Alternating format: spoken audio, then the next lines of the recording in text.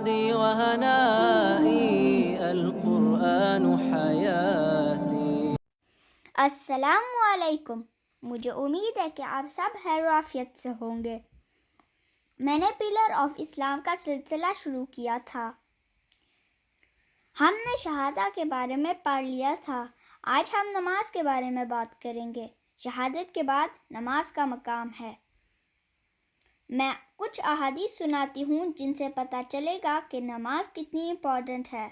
نبی صلی اللہ علیہ وسلم کا فرمان ہے، ایمان اور کفر کے درمیان نماز فرق کرتی ہے.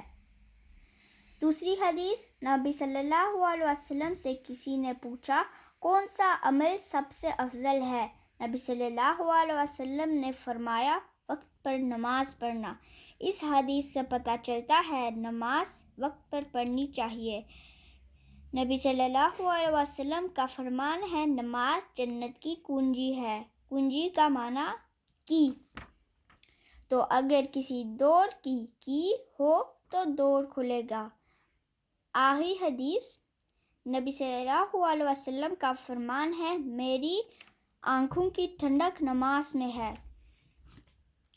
آپ سب کے لیے بہت ساری دعائیں. مجھے بھی دعاؤں میں یاد رکھیے گا. اللہ حافظ.